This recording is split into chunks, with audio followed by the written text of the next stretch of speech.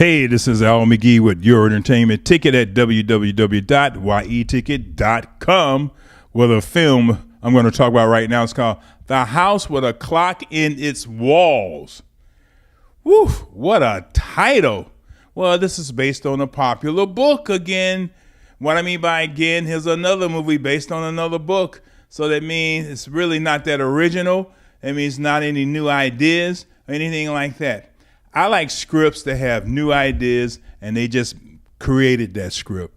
But this is based on the book, so was it any good? Well, let me tell you a little bit about it. Well, before I tell you a little bit about it, let me tell you some of the dark subjects that they're going to talk about in this film and show in this film. First of all, they're going to show death, and they're going to talk about death. And then they're going to talk about resurrection. They're going to show some resurrections. Also, witches, warlocks, and a young politician in a school, but, things like that. So if you're a kid, you still want to see this film? Possibly. Well, let me tell you about it. Well, in 1953, a 10-year-old, he's orphaned. His name is Louis Barnevelt, played by Owen Vaccaro.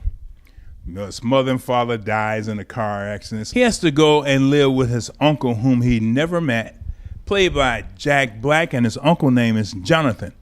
Now, Jonathan lives in a big house with all kind of strange things in it, a lot of oddities and furniture that moves around, furniture that blinks at you, and furniture that tells you to go right or left. Boy, isn't that strange or what? Now, Jonathan has a next-door neighbor named Mrs. Zimmerman, played by Cate Blanchett, and she's a witch too. And they're very, very good friends. They've been friends for a long time.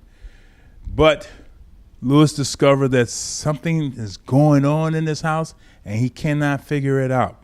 But his uncle, gave him a few rules. Don't open that door. Don't open that chest. Well, this is the movies. What happens, you can figure that out.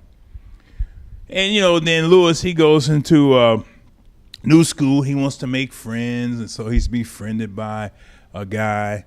The plot of this film, The House with a Clock in Its Walls, is a little slow going. But not only that, I felt that the plot was something I've seen before, and like I say, it wasn't anything different about this at all. Now, this is produced by the Amblin Company. Well, you know who owns that, right? Of course you do. Now, I will say this, Jack Black and Cate Blanchett, they had some good chemistry together, but unfortunately, they didn't have a good script to work with, and they made the best out of it. I really enjoyed Jack Black in this film, though. I thought he was very good in this film as the character that he was portraying, but it just wasn't that interesting. There were some funny moments for me.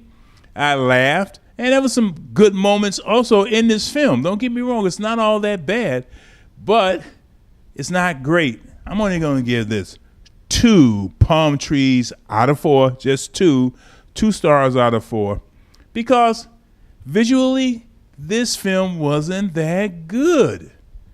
It was just average. And that's what I gave it, an average score. Hey, I'm Al McGee with your entertainment ticket at www.yeticket.com. Thanks for watching my review. I really appreciate it. We are your entertainment ticket, that's right. YETicket.com. We are your entertainment ticket, that's right. YETicket.com. YETicket.com.